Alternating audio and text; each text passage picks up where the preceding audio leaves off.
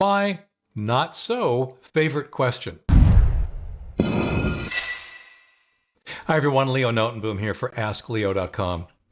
I want to share what I sometimes refer to as my absolute favorite question with you. It's a question I get in one form or another all the time.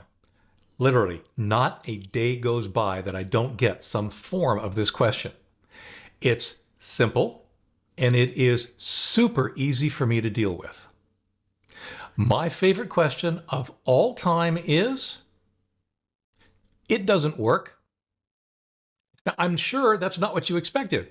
I mean, it's not really even a question, is it? Why is it my favorite? Because there's nothing I can do. There's nothing for me to answer. And since there's nothing I can do, I can move on quickly. It doesn't work means Leo doesn't answer. And in fact, nor will many other people given the same question. Now, I know you're probably thinking, Leo, no one asks that question. Oh, yes, they do. Do I get those exact words? No, of course not. But I get questions that boil down to that question all the time. Some examples. My printer doesn't work. I can't print. Attachments won't open. I can't log in. Those aren't questions. Those are statements, and they have almost no information. I get variations on that theme all the time.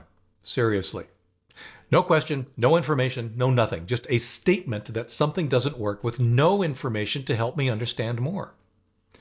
Now, like I said, I use the word favorite somewhat facetiously. In reality, questions like this often frustrate me because either of two things has to happen.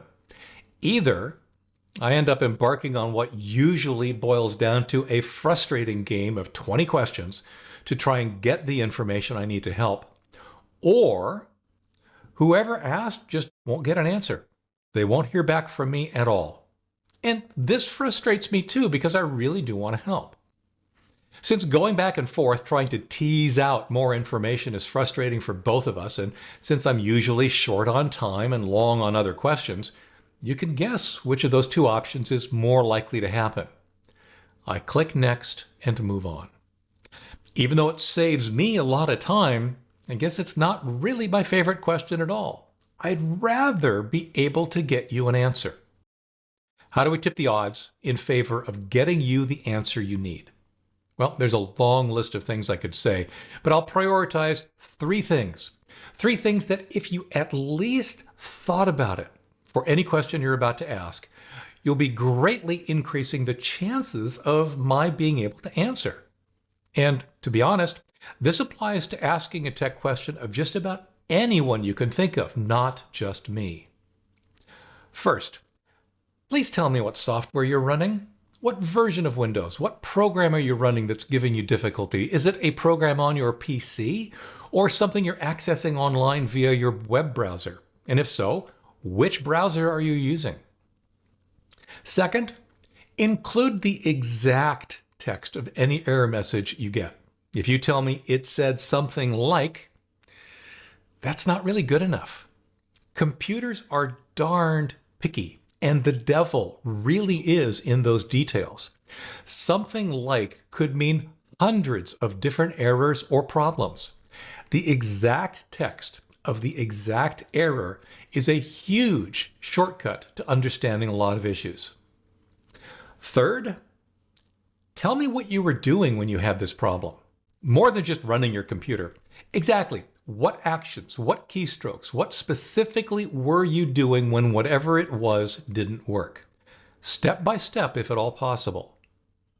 Now, I get it. Sometimes one or more of those things won't apply to your question, and that's okay. But at least think about each one in turn and include the information if it makes sense to you. Of course, I could go on. I know terminology is difficult, but it could be worth the time to learn the right words for things to avoid being misunderstood. I know that the world is becoming seamless, but it could be worthwhile to understand the difference between a program running on your PC and visiting a website. I know that Microsoft makes this frustratingly difficult, but it would also help to understand the difference between things like Outlook and Outlook.com. they are not the same at all. And then use the right name for each, or whichever one it is you're asking about. I could go on. Focus on the top three: the software you're running, the error messages you get, and what you were doing. And you, trust me, you will be miles ahead of a lot of people that are asking questions. And I can promise you, anyone who's attempting to answer your questions will appreciate that you took a little extra time to provide the information we need. Let's face it, anything is better than it doesn't work.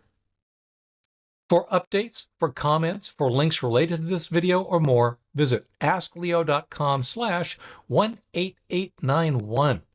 If you've got a question, visit askleo.com/ask. If you would like to sign up for my weekly Confident Computing newsletter, askleo.com/newsletter is the place to go. And if you're so inclined and would like to help keep Ask Leo running, visit askleo.com/patron for some of the options there. I'm Leo Notenboom. This is askleo.com. Thanks for watching.